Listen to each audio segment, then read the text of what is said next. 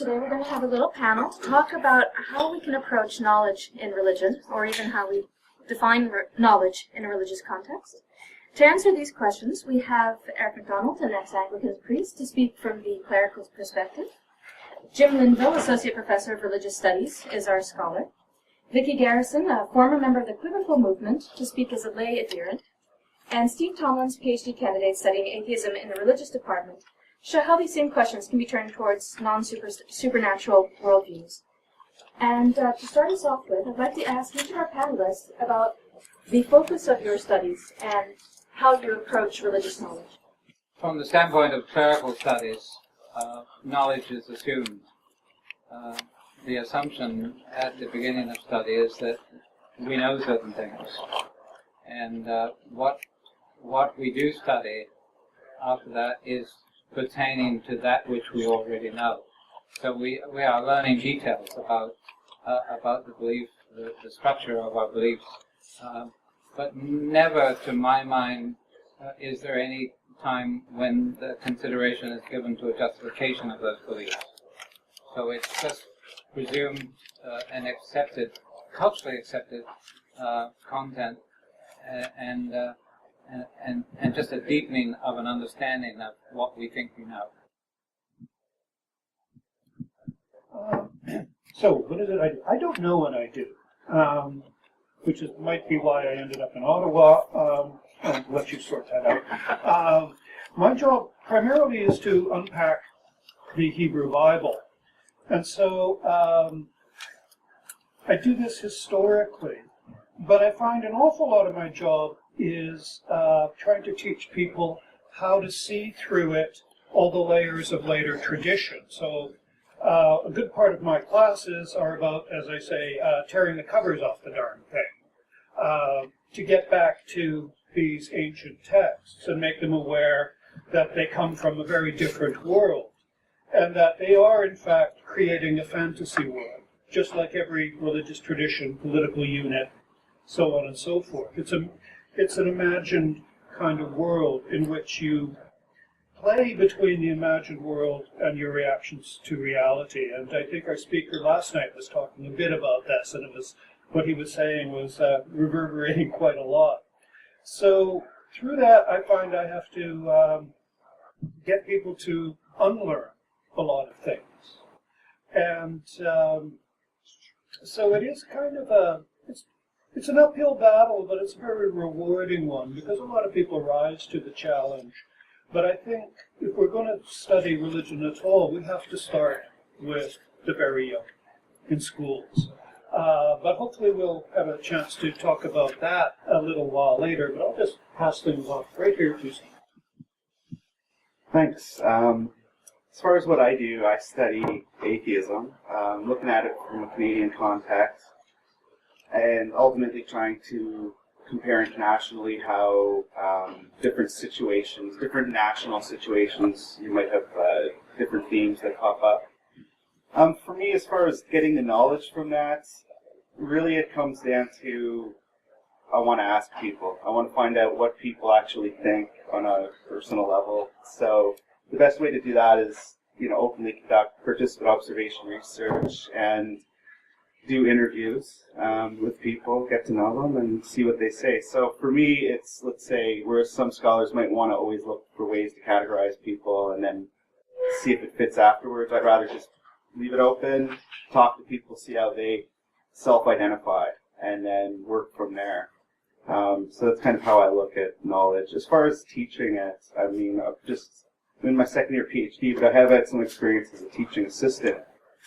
So what I did when I taught a course, our guest lecture on atheism in Canada, which really, you have to kind of talk about America and a bit of history first, and get into Canada's blasphemy law for a bit, and explain the history of that. But what I did that I found was kind of useful for the students was I invited the president of the University of Ottawa, where I go, the University of Ottawa atheist community, to come in and just do a 15-minute question and answer.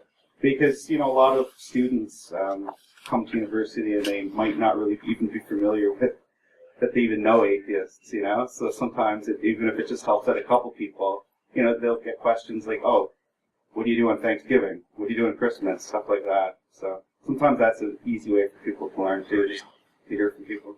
Okay, well, as a lay person here, I guess, and I'm figuring this out more now than I ever understood it before, but I think I pretty much just absorbed things from my culture.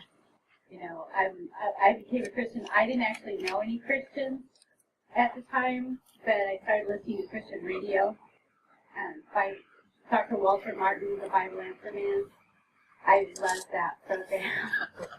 Because supposedly, it's like smart stuff. It's explaining the Bible and explaining, all the cults.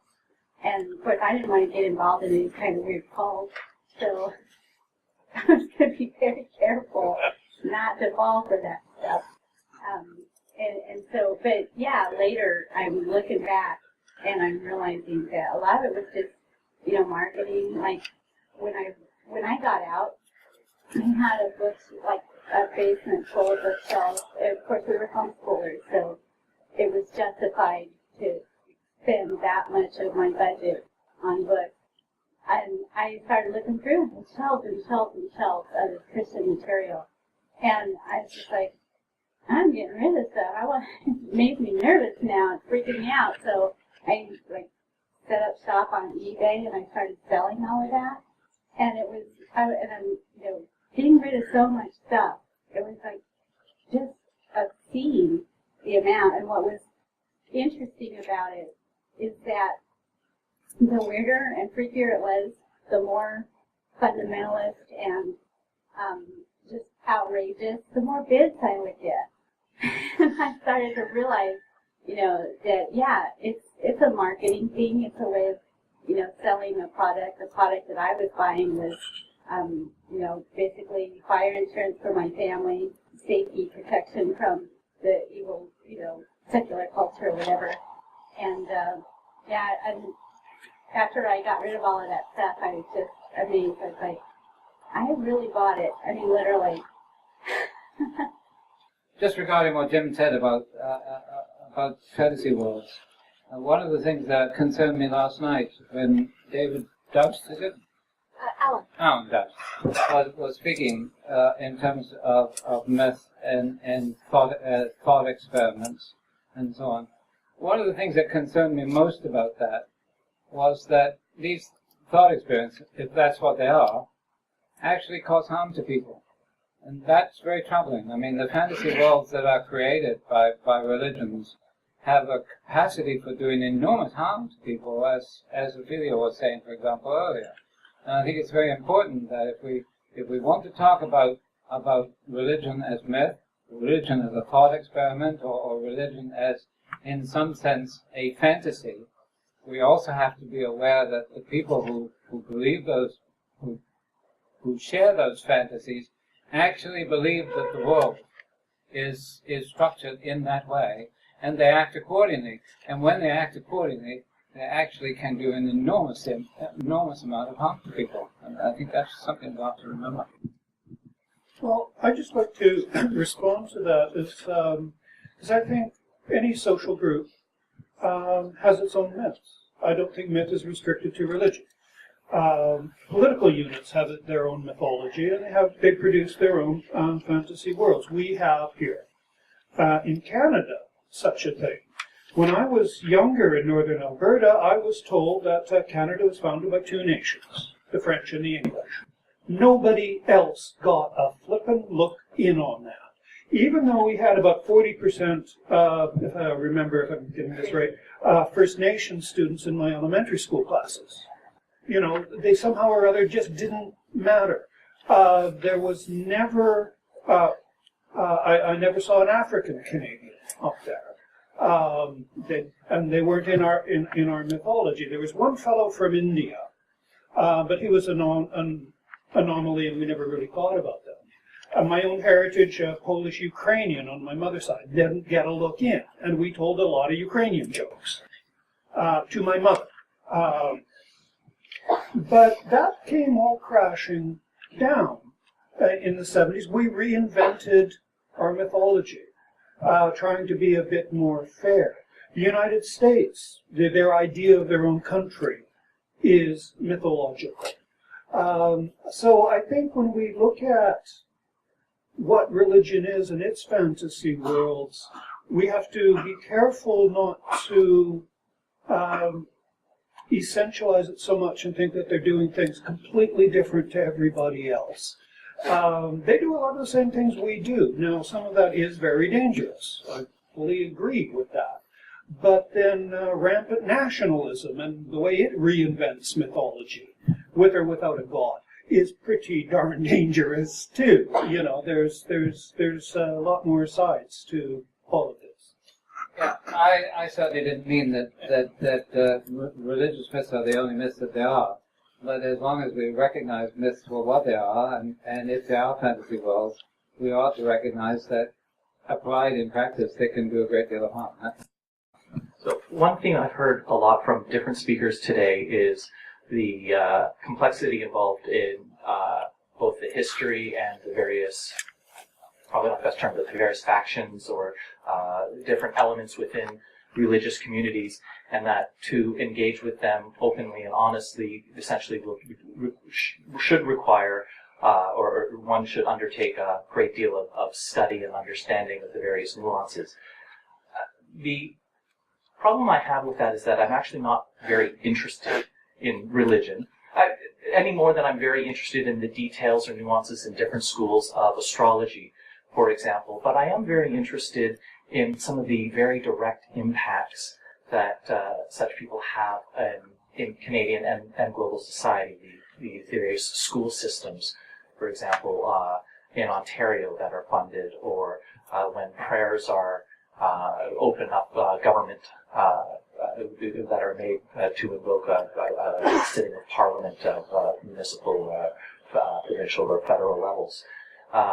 And so, or when the Archbishop of Toronto writes a letter about against the anti-bullying law that was at the time being debated in Ontario. So my question is, given that context, how is someone who's not that interested in religion but really wants to do what he can to minimize or eliminate some of the harmful effects that these types of beliefs can have on the broader society, affecting myself and society, get involved without undertaking a decades-long effort in scholarly pursuits to understand the full history involved that led us to this point where they're making these efforts? I hope that's not too complicated a question. Well, it's a tough question to really answer. My interest in religion itself is scholarly. I was an undergrad. I just realized that if I wanted to learn more about my neighbors and questioning my own faith at the time, I started just reading more about different religions, you know. And then the more I read about them, the more you realize at first, yeah, it's all myth. But then what you do is, for me at least, it was just, if you think of it that it's myth and it's invented by a human being, these different religions, then to me it's thousands of years of human creativity being focused into these ideas that shape these stories, and that was interesting. And then on a note now, the interest just hasn't waned. I meet people all the time from different faiths here in Ottawa, and I was mentioning it earlier, I have a sauna in my apartment building, and it's amazing when you get to talking and people are like, what do you do? And I'm religious studies, and you just meet so many different people. One time I was sitting in there, Jehovah's Witness, a Muslim, you know, it was like 5 different types of religions sitting together, an atheist from Egypt. It was very interesting having conversations with strangers, so that's my interest in it. As far as your larger question is how to be engaged with kind of activism, I guess, towards. Sure. My interest, I want to engage openly and honestly with people, but I don't want to spend the next 10 years of my life studying the history of the schism in Christianity and the differences between the various sects within Judaism, and of course the Muslim world has numerous faiths under the Muslim banner, and they all interact in complex ways with each other as well as with external groups. And whereas I know all of that in principle, and I don't deny that it's a valid scholarly pursuit, and that we as humans should study it, that's not where I want to spend my time. That's not where my interests lie. But that doesn't mean I want to not interact with anybody in one of those faith communities simply because I don't want to spend a huge chunk of my limited time learning the deep and complex and often rich histories associated with every individual sect. I think that the solution may be this: if you're interested in particular issues. For example, I'm interested in assisted dying. That's a great concern of mine. And I'm interested in the way that the churches deal with that particular problem, why they deal with it in the way that they do, and how we can most effectively oppose the influence of the church in society over the way that people die. And I don't think you need to know Roman Catholicism or Anglicanism or Protestantism in any detail in order to find out about that particular issue. But I do think you need to understand why, at least in a reasonably thorough way. It doesn't need to be years and years of study, but you need to know why they do think the way they do, and why they insist that their way is the right way when it comes to questions of end-of-life issues. And then in terms of those, if you want to oppose it, then at least you have at least some understanding of the issues involved, just in those limited fields. I don't have for somebody who wants to oppose religion as such, and write books about it, you're going to have to study it. But other than that, there are limited areas in which you have to have competence in order to oppose things that you feel that religions do where they are doing harm. That would be my thought. I remember in the recent U.S. election, somebody mentioned that Syria is Iran's gateway to the sea. And you don't have to be a very good geographer to get, to see that. There are a lot of fairly reasonable books that you can get. If you've got, several, evenings to read an introduction. And that really would probably be a great place to start. Us eggheads up here, and apprentice eggheads, we're not expecting everybody to go out and get a PhD in it. The last thing we need is some young whippersnapper taking our job away, right? Hey, I'm in it for me. But, about basic functional knowledge. And if there's one issue that interests you more, it's following up. And there are a number of good resources. Yeah, and I'd agree. I think you have to pick your issue. One thing to remember, though, is when it comes to a lot of these issues, for instance, assisted dying, you're going to find that they're trying to wrap the terminology not in their language anyway. So they're trying to use secular terminology for a lot of things. So that's one thing to keep in mind when you're doing your research on whatever issue interests you. Besides that, have fun. Use the internet. So this question is really more for Vyckie, because you've lived through it, but certainly it's germane to the rest of the panel. Could you maybe comment on whether or not, or to what extent you think that religion creates things like misogyny, homophobia, racism, and versus the extent to which they simply reflect those ideas being in the underlying culture? I know, like, you talked about these ideas that you held when you were still a believer, and then you came back and re-examined them sort of with fresh eyes, and you went, oh, that's crazy. But I'm wondering whether or not it's the histories of those traditions that create those, that we would not have these ideas at all if not for religion, or if religion is just the way that we put those ideas down on paper. Okay, well, not being the scholarly person here, I can tell you from my own experience, at least, that I had those issues long before I encountered the religion. And I was not raised in a Christian home by any means. I was raised in total chaos. And so for me, the draw to religion was that I was looking for answers. I was looking for stability. I was wanting, I guess a rule book or a guideline or something to get a grip. I wanted to be able to get a grip and say. And of course, I got such a grip that it became a vice. But yeah, it was, and I found that, a lot of the misogyny that is reinforced and kind of legitimized by the Christianity that I was involved in very much. It's like that was already there, and so it just kind of was easy to grab onto it and say, this makes sense to me, this feels right to me, this feels comfortable, and it helps me to be who I am, and at the same time, somehow make that a spiritual experience, make that a pleasing thing to God. And so I found, that I guess I gravitated toward the kind of God that worked for my personality and all of my dysfunction up here. And so did that answer you? Yes, very much. Thank you. Yeah, I would just like to add that I think it's a reciprocal relationship.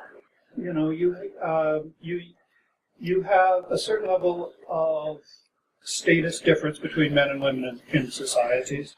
It gets read into the religion, then once the religion is there, it can feed back and sometimes make it really bad. But in a lot of societies, demands of loyalty are far stronger on women than men. Men can be forgiven for all sorts of things. Women, no. You'll even among a number of immigrant communities, you will see the men wearing Western clothes, the women wearing traditional clothing. Somehow or other, they have to be carriers of the group identity in a way that men have a certain flexibility with sometimes. And so, it's hard to pick out what is really influencing what. But generally, I think if we got rid of religion, we wouldn't get rid of a lot of these problems. We just wouldn't. Although getting rid of religion got rid of a lot of problems for me. I'm not saying that I'm okay, but I'm a lot better. But then just sort of as a follow-up to that one, do you think, maybe we wouldn't get rid of these problems, but do you think that religion grants some of these people who hold these really messed up beliefs legitimacy to have those beliefs? So, for example, yeah, the homophobe would still be a homophobe even without religion, but does his religion then grant him some sort of legitimacy that he's able to not necessarily face it when people are saying this, because he thought, oh, well, this all-powerful being, told me it's this way, so it's okay, and you can call me a bigot all you want, it won't matter, because this is what God tells me. That's a good point. But I would suggest that something like homophobia, as you mentioned, being legitimized by religion, you also have to think of the fact that homophobia may generate the religion that, right? You want to legitimize something. Religion is a strategy for legitimizing things, among a whole bunch of other stuff, right? Every war is a holy war. Why? Because if you're going to die, you need to deal with your maker, right? So it becomes religious. And new ideas can generate new religions. New levels of hatred will influence the religion to find this legitimizing thing. So it's hard to find the one little thread that you pull that it'll all come apart for the better of all that kind. I think one thing that we're missing here, and I'm not too sure, I'm not a scholar of religion, but one of the things that concerns me is that in earlier days, religions and cultures were coincident. I mean, they coincided. For example, Tariq Ramadan said on a television interview one time, he said the trouble with the West is that Christianity has lost control of its culture. And he said that's something that Islam will never allow to happen. And I think that's a significant remark because, in fact, if you look at most Muslim countries, culture and religion are identical. I mean, they're two sides of the same coin. What's happened now in the West is with the growth of enlightenment, of liberal thinking, of science, and so on, culture tends to be separated from religion, so we see them as two distinct things. But I don't think originally Christian culture was independent of the church. I mean, the church and culture played the same game together. And I think that's probably the important difference. You may not get rid of the problems when you get rid of religion, because some of those problems are endemic to human societies. But certainly, as you were saying, religion does legitimize certain practices in a way that I think causes greater harm. And I think, to a large extent, we would be better off without those religious legitimizations of certain kinds of status things and other kinds of behaviors. Okay, I want to take this opportunity with some academics to ask you an academic question. I'd like to hear from you how you would define religion and how it gets defined in the sense of. I took a full semester on that question, and it was never answered. Well, apparently Bill O'Reilly has it pretty clear in his head. So, no, but I'm actually just I study the law on this a bit, so I'm familiar a bit with it. You have to come up with some kind of workable definition of religion in certain contexts. So, for example, what would be within the scope of a Department of Religion study? And then maybe if you could comment a bit on,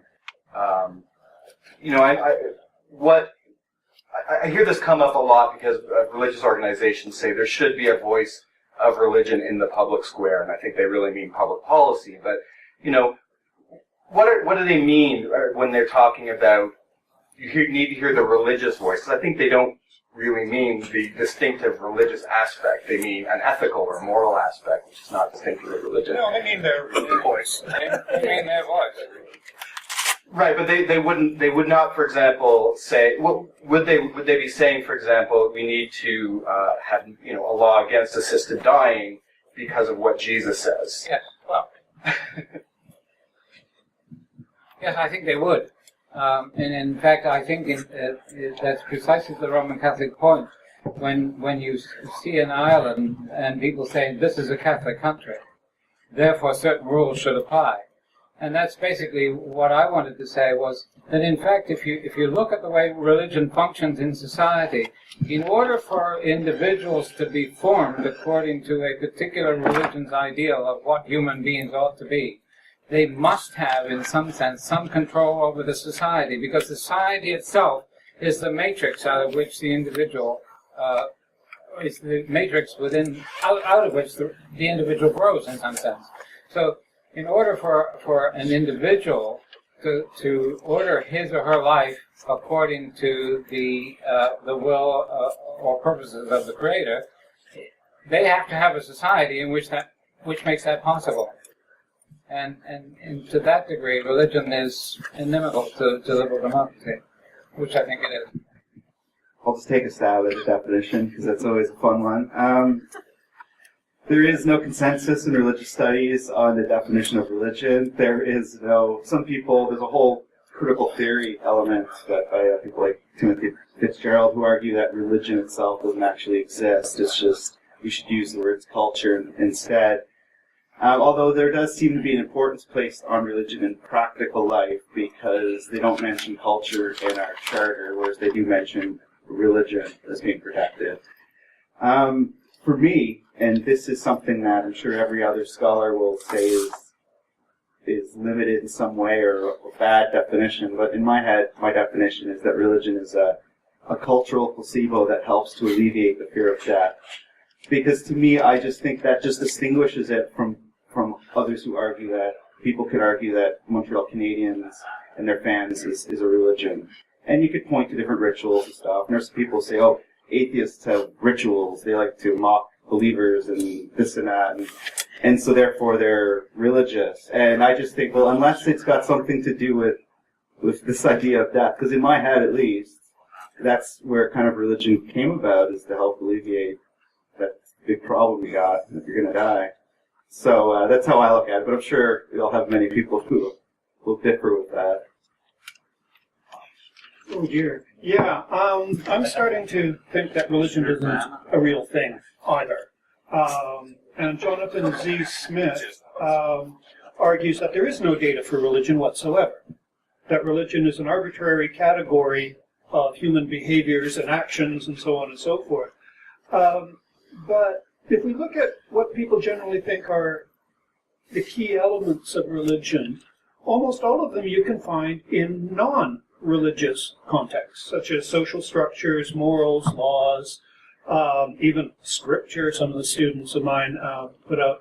And if you look at the question of gods, or a god or a superhuman entity, very quickly nationalism can turn the country into something approaching the level of a god. And at what point do you have religion, and at what point do you have something else? It's very, very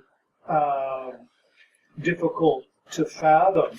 And this is one of the reasons why it's so darn hard to get people to think at a more advanced level about religion, because in our school systems, we don't really talk about it very much. I get a lot of people coming into university who've never had a real discussion about any one religion or religiosity as a whole. And I think that's something we really need to address, because many people within religions don't know the depth of their own traditions. So I'm all for Quebec's law, where they have to teach religions in school. We don't have that in Alberta. We have this sense that parents have the right to insulate their children from the real world, and that counts as an education. And it kind of bugs me. But well, my lay response to your question, what is religion, and I heard this a lot, is that religion is man's attempt to get to God and to earn his favor. But I was not religious. I've had a relationship with Jesus, which is God coming down and doing the work for man. So there you go. I wasn't religious. I was in a relationship. And I hear that all the time, when people are, hassling me on Twitter or Facebook, and they say, well, you just were never a true Christian in the first place. If you'd had a real relationship with Jesus, you would still, you would not have fallen away.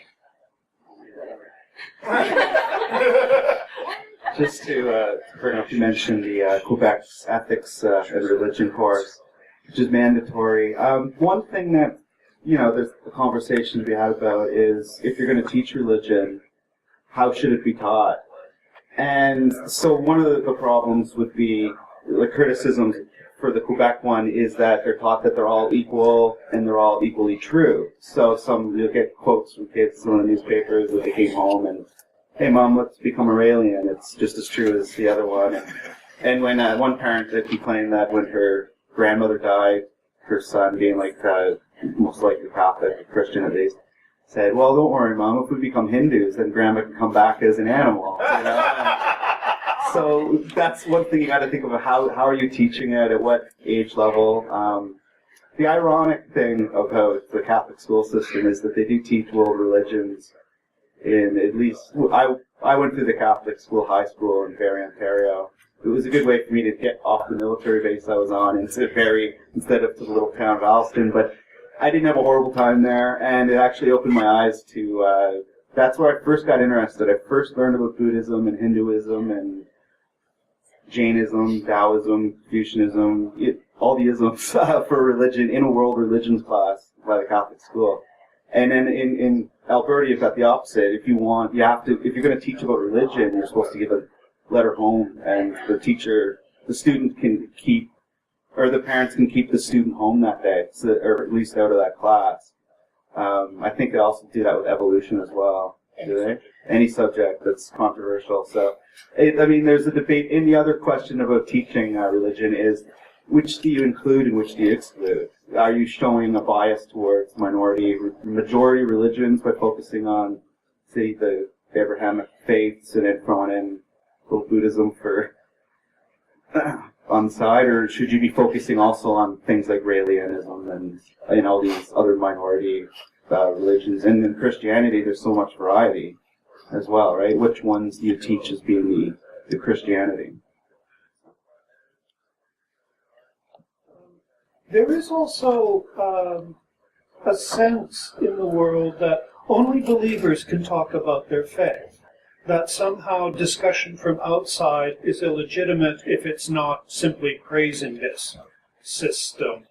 And so I do have many students with a squeamishness about talking about religion from the outside. And there is this jealous guarding of the children from the realities of the world.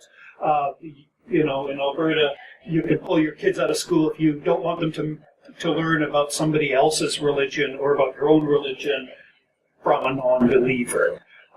And all of this. And I think this is something groups like CFI could champion, given the resources, if it's got resources and stuff like that. And time. CFI says get religion into the classroom. And I think if parents object, they should be forced to take that class and more advanced ones.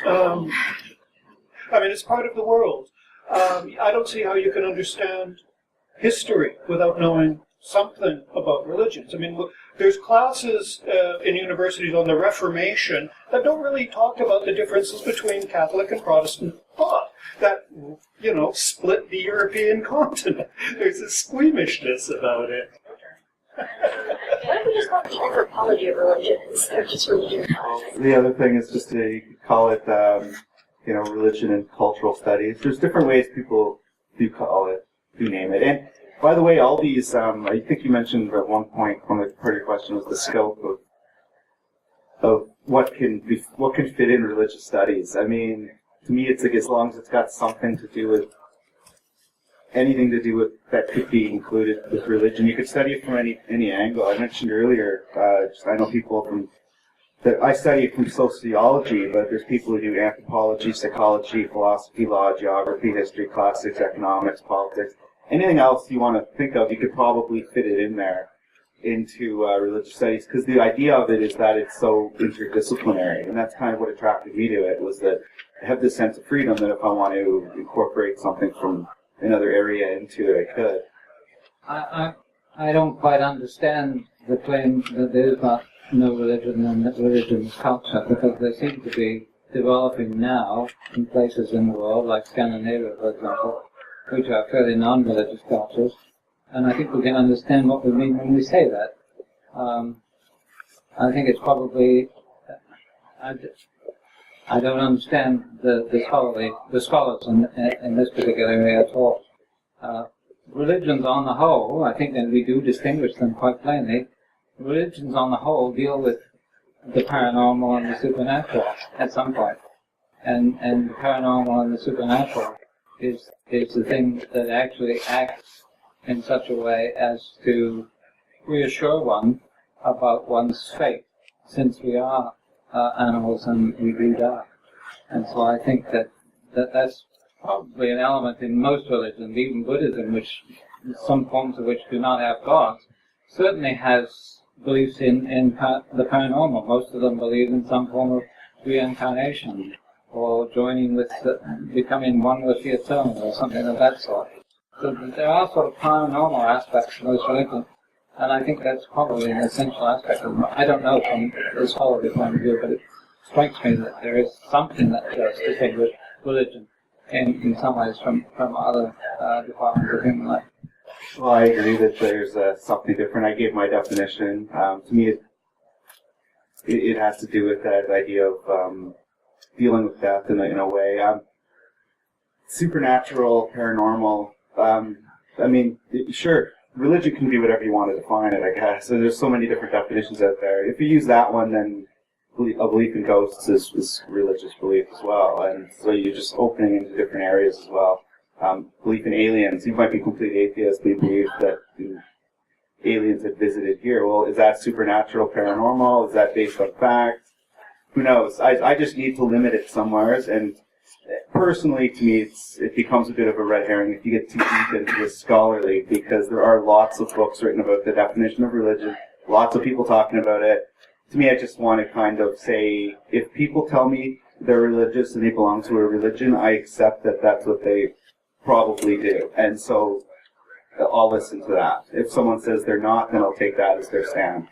I have a question about the secular aspects of the study of religion. So, the definition of a particular word used in the Old Testament, for example. And Vyckie, I've noticed reading blogs that I shouldn't be reading for blood pressure issues, but almost a fetishizing, but a really odd relationship with that, where they try to use a lot of the arguments that are derived from the secular study of religion, but only to a certain extent, and then there's sort of a wall there, and they won't actually take the arguments from secular scholars. And I was wondering if you could speak on that, and then also as a Jim, maybe you could speak about your students. I assume some of them are coming in religious and with these preconceived notions, and maybe they've listened to the same radio programs, and how they adjust to a different method of study. Yeah, I know what blog you're talking about. It can be frustrating, and I know that when I was in that mindset, I was convinced that my faith was rational, that the outworkings of my faith, the things that I believe, pro-life, patriarchy, anti-gay, all of these things that I believe that made sense, and I did believe that there were like secular arguments that could support that, and not that I could have probably articulated that very well, but I was sure there was somebody who could, and I'd look it up for you if you pin me down on it. And that's, when I got into that conversation via email with my atheist uncle, that's kind of what happened. Not that he, deliberately was setting out to try and undermine my faith, but I wanted to be prepared just in case. Because I know that he could hit me with something that would blow me away. So before he gets to that point, I want to be prepared. So I went back and I got all of my Christian apologetics material. I got out Kingdom of the Cults and Evidence That Demands a Verdict, all the standard Robbie Backeritis, that kind of stuff. And I'm just exploring through, and I'm trying to, remind myself that what I believe is defensible, even from a secular standpoint. And it wasn't really that convincing when I came back and, kind of looked at it more objectively, like, okay, how is this going to sound to my uncle? And all of a sudden it just, it's like, wow. But, the whole time that I was actually making major life decisions based on these premises, I was convinced that, they were very logical, they were very internally consistent and everything. But when I was, to that point where I thought I might be challenged, and I actually went and checked it out, that was a good time for me. Well, I think Vyckie hit it right on the head. I mean, in religious studies, it's probably the same as in the sciences. When you have a younger creationist, they will take from the secular world, what they think supports their view, and that will be correct. They will ignore, look past, render invalid any secular argument that doesn't fit it because, it doesn't fit the Bible or whatever, therefore it's even poor secular works. But I have a lot of religious students come in, and in southern Alberta there's an awful lot of Mormons. And the first year I was teaching there, I was doing my little bit on ancient Judaism and talking about the Dead Sea Scrolls, And I had one student ask me, why do scholars take the Dead Sea Scrolls seriously, but not the Book of Mormon? And I kind of had to explain, kind of diplomatically, that, well, we know the Dead Sea Scrolls are old. Yeah, that didn't go over too well. But what I find is that if you highlight for these students the real facts on the ground, say, about the Bible, I mean, this is what I study, the divergent manuscripts, the 5 or 6 different Christian canons, the fact that Christians have been arguing about the content of the canon ever since there was a Christianity, that Martin Luther wanted some books removed from the canon, so on and so forth. Then they start to get a sense that a canon is a social construct. Some of them simply will not listen, but many of them will. I slowly learning that, you can dress this up in a way that will challenge people and they'll start thinking. Maybe they will not drop their faith utterly, but many of them will drop a simplistic faith. And they'll start looking at things quite a bit differently. When you show them, the passage in Isaiah 7 where the Hebrew says, a young woman will bear a child, and compare it to the Gospels where it says a virgin. Well, that's because some translator screwed up in the Greek. So on, and there's all of these kind of things. Many of them will come on board. Like I said, they probably won't lose their faith, but it will be changing them. And I do get some resistance. But what I tell my students is that if they intend on going through 4 years of adult life, let alone 4 years of university, without having their core beliefs changed, they're not paying attention. And many of them rise to it. In fact, most of them, I think, do. That happens even in the church. It's quite common. I spent 14 years in parish, and from the time that I went there, I told them that I was a fairly modern and somewhat radical theologian, and that I would never tell them anything that I didn't myself believe. And by the time that I ended there, I was almost a disbeliever. And a lot of people within the church accepted that and began to reason about their faith and to accept the challenges. It can happen even within a church. But there were others. I mean, I know one woman who told me quite bluntly, you're only going to be here for so many years. I'm going to stick with my faith, and somebody else will come along who will support me. But by and large, receiving a fairly radical message was acceptable to people. And that's what made it possible, probably, for me to stay in the church as long as I did. Because of the way that, in fact, people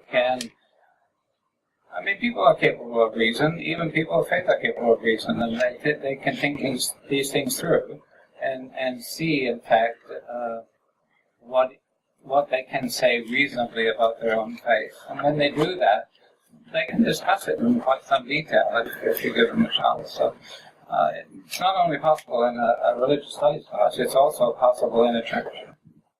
I'll just add that just being a teaching assistant marking essays, if I had to put a number on it, for every 100 essays that I mark, you'd get maybe 2 or 3 that I've experienced where it's obvious theology that they're writing. And the best way to do that is I talk with the professor and see if we can ask the student to redo it. If they didn't quite understand what was really asked of them, right? I mean, first-year student, let's say, who's asked to do a write-up about some religion, but then turns it into, this religion is wrong because this one's right. And then you're like, by page 3, you realize which religion exactly they're talking about because that's the religion they belong to. And you stop marking and just ask them to explain it. But for the most part, that's just not the experience I've seen. However, I'd be curious to kind of find out what the situation is like in the States, especially in the southern states, see if there's kind of a difference in the kind of students that you get at religious studies. Right, and it probably happens here in Ontario too, is that many denominational colleges are becoming closely affiliated with secular universities, like provincial universities. And the government seems to like that, because if they can slough off the study of religion into theological schools, they can save money in their own funded institutions.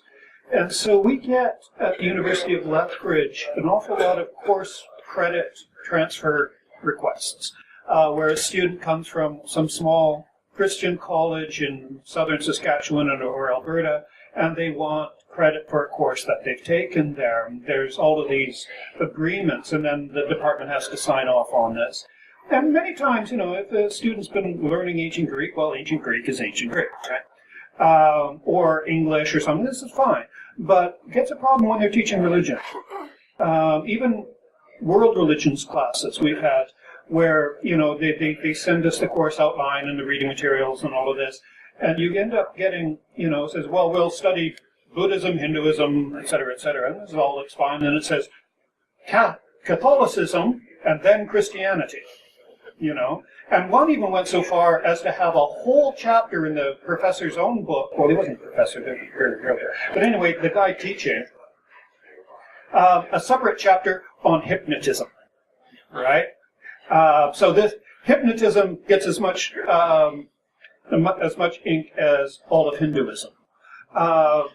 And another thing that also happens is you get this statement that this course is intended to teach the students how to missionize members of these other faiths.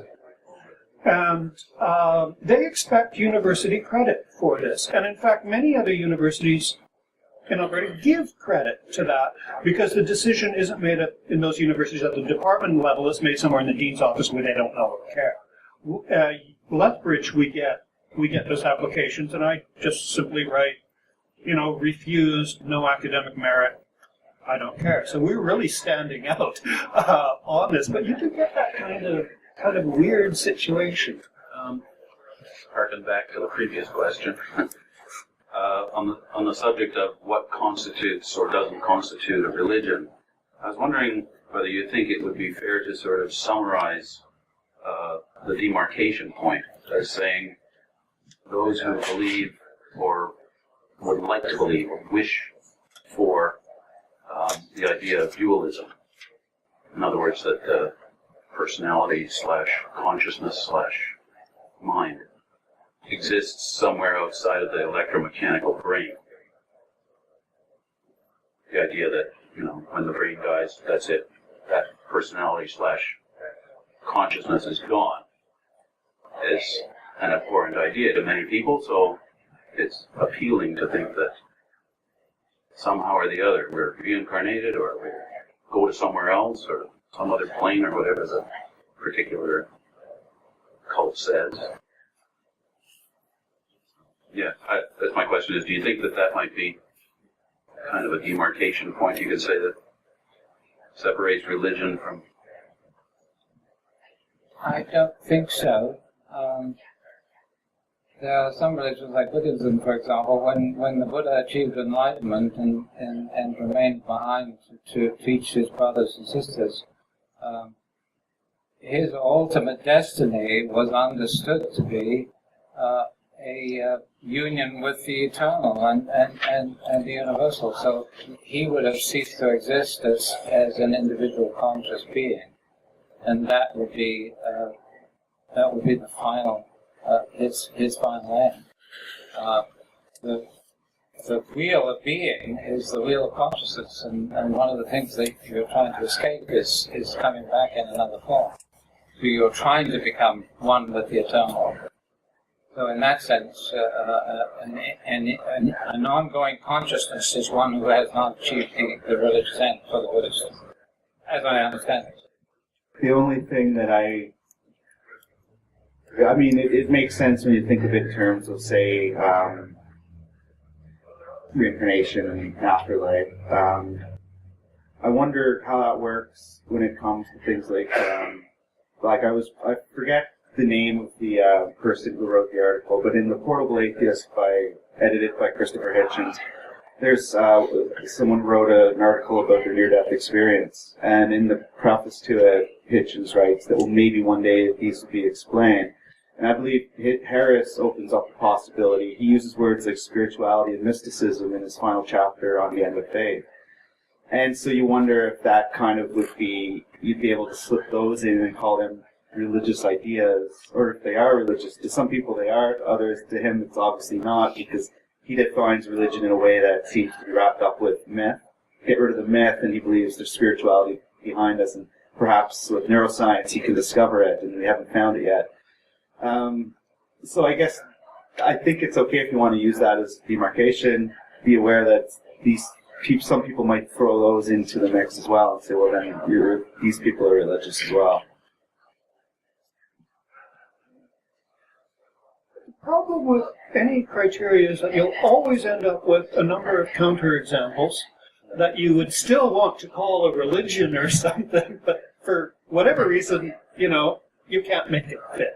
And ideas of mind-body dualism, this is a Western philosophical concept that is quite unlike how Indian religions, Chinese religions, and so forth, native North American religions would have thought of the concept of the self. It can be very, very different. And in some religious formulations, the question of an afterlife, even if they accept it on a doctrinal level, they don't really talk about it much. It's never really central. And so, in Judaism, it's not really the primary thing. It's your life down here that matters most of all. And if people believe that there's a heaven or not, that's not the criteria for belonging to that group. So, it's a question of, are you defining this from the outside for them, or looking at how they define their own group membership? And so you will have some scholars want to look at one thing, other scholars will be at the other, and then they'll end up having a big argument and both write 400-page books about it and, get tenure and that kind of thing. There's another thing too, and I think it ought to be mentioned here. Although Christianity along the way seemed to accept the notion of a soul as in some sense independent of the body, Christians also believed, and that's Orthodox doctrine, that the body is to be resurrected, and that the person is not some kind of spirit being inside a body, but the person is an animated body. And so it's not strictly speaking a dualism in that sense. Not Orthodox Christian doctrine. The resurrection of the body is what we await as Christians. I don't await that any longer, but nevertheless. But not necessarily at the same time as death, obviously, I guess. Well, if you no, die, there's a question about that. There are differences of opinion about whether, in fact, your body remains, it remains until the last day, the day of judgment, and then will be raised, or whether you are raised as you die, you pass on to judgment and resurrection. And then that's always been a dispute within Christianity, and there's been some disagreement about it. Understandably so. Yeah. I just want to point out, this just reminded me of this. I remember a few years ago, the Ontario government, Health Canada, I guess, or Ontario Health, had a campaign. You'd see ads on your Hotmail and different things, and it was called Recycle Me. And the way they did it was just recycle symbol in your body, and it was trying to get people to be organ donors. And the way they did it was to show that the body's recyclable. Click here, and then it'll take you to a link, and they can show pieces moving and recycle symbols on them. And I thought, well, if you're trying to reach people who are hesitant to donate as an organ donor, and you assume some of these might be religious folk, and they, like the cliche is your body is a temple, right? So it's like Eric mentioned with the idea of the resurrection. There's some of that element there. I would have thought, and I don't know how successful it was, but when I first saw that, I thought the way to go would be to kind of argue that the body is special. Wouldn't it be a nice gift to give somebody else a better body, a little part of your own, that kind of thing. And I just thought it just goes to show sometimes the distance, in my opinion, between how they market these things. Recycle me, But one thing that I'll mention in regards to the question is just also when it comes to these questions, it's so nuanced when you get down to the nitty-gritty of statistics. That's not my area, but there was a fellow, Ryan Cragen, who was doing work on statistics from a Pew Forum poll from a few years back. I think he said 2007, and he was kind of taking apart the people who said they were atheists and trying to see which ones also have criteria that might fall into the so-called new atheists. So they all, as they're not only just atheists, but they all agree that there's evolution is stuff in the Bible is written by man, those kind of things. So we look for those kind of criteria. But even then, you see that some of the same people who said they're an atheist and they believe in evolution, the Bible's man-made, they would also, you'd have a tiny percentage that would agree with the statement, hell exists and heaven exists. So when you get down to people's personal religion, like that's what I mean about categorization. It's fun to do this, and it's you need categories to talk about things. But even on a personal level, you start to see a bit of kind of what we would normally consider confusion in people's ideas and how they identify with these things. And that, to me, is very interesting. I'd just like to ask Vyckie about this idea of in Christianity, it's the only right religion. In this movement, how do they conceive of diversity within religious traditions? I mean, are the Southern Baptists okay? Or, Well, truthfully, I mean, once you get into that mindset of the fundamentalism and we were going to an independent fundamental Baptist church, and we came to the conclusion that they were way too wishy-washy. They were compromising. They really didn't understand how to interpret the Bible, so we ended up in a home church.